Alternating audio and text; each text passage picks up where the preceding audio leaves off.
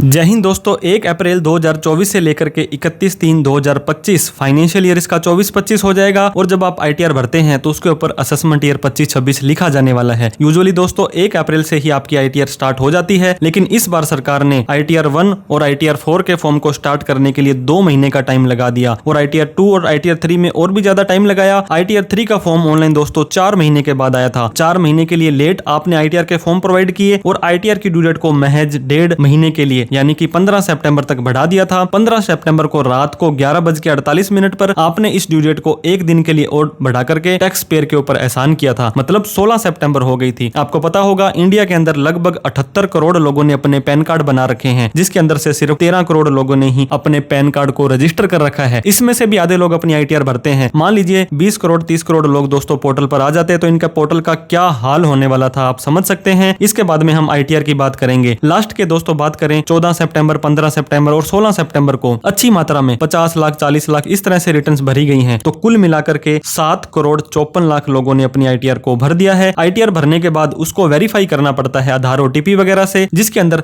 30 दिन का टाइम आपको लगता है। तो 6 करोड़ 59 लाख लोगों ने अपनी आईटीआर को वेरीफाई किया है, क्योंकि 15 16 14 तारीख को जो भी रिटर्न्स लगी थी वो ई वेरीफाई लेटर करके की थी, लेकिन 30 दिन के अंदर उनको ओटीपी से वेरीफाई करना जरूरी है। नहीं तो जिस दिन आप वेरीफाई करेंगे ये माना जाएगा कि आपने आईटीआर उसी दिन ही भरी है। मान लीजिए आपने 15 सितंबर को आईटीआर भरी तो 15 अक्टूबर तक आपको उसको वेरीफाई करना है। अगर आप 17 या 18 अक्टूबर को करते हो तो ये माना जाएगा कि आपने 18 अक्टूबर को ही आईटीआर भरी है और आपकी आईटीआर में late fees carry forward losses नहीं मिलेंगे। तो इस चीज का आपको विशेष तौर से ध्यान देना है। अगर आपने अपनी आईटीआर भर दी है तो उसको वेरीफाई जरूर कर लें। 6 करोड़ 59 लाख में से आज की तारीख में 4 करोड़ 35 लाख आईटीआर ही प्रोसेस हुई है। अब इस प्रोसेसिंग के अंदर भी दोस्तों मैं आपको बताना चाहूंगा मोस्टली आईटीआर 1 और आईटीआर 4 है। आईटीआर 2 और 3 तो ये प्रोसेस कर ही नहीं रहे हैं, कर रहे हैं तो बिल्कुल नील वाली कर रहे हैं, या जिनका जो रिफंड इन्होंने किसी ने मांगा था टैक्स पेयर ने वो इन्होंने 1000 2000 5000 10,000 रुपए तक कर रहे हैं। सरकार ने बजट के अंदर निर्मला सीतारमण जी ने बोला था एवरेज प्रोसेसिंग टाइम 93 डेज से घटा करके 10 दिन तक कर दिया है, लेकिन हमने ऐसे लोग देखे हैं दोस्तों 3 महीने से 4 महीने से अपनी आईटीआर के रिफंड के प्रोसेसिंग का वेट कर रहे हैं। तो अभी भी 4 करोड़ 35 लाख लोगों ने आईटीआर अभी तक प्रोसेस हुई है। बात करते हैं इस डेटा में से 7 करोड़ 54 लाख में से 4 करोड़ 35 लाख मतलब सिर्फ और सिर्फ 57% लोगों की आईटीआर अभी प्रोसेस हुई है। और बात करें जिन्होंने अपनी आईटीआर को वेरीफाई कर दिया है 6 करोड़ 59 लाख से भी अगर हम कंपेयर करें तो 66% ही प्रोसेसिंग हुई है। एक टाइम था जब दोस्तों 87% आईटीआर प्रोसेस हो गई थी, लेकिन आईटीआर 1 और 4 ही थी। जब से 2 और 3 का फॉर्म आया है इन लोगों ने प्रोसेसिंग के नाम पर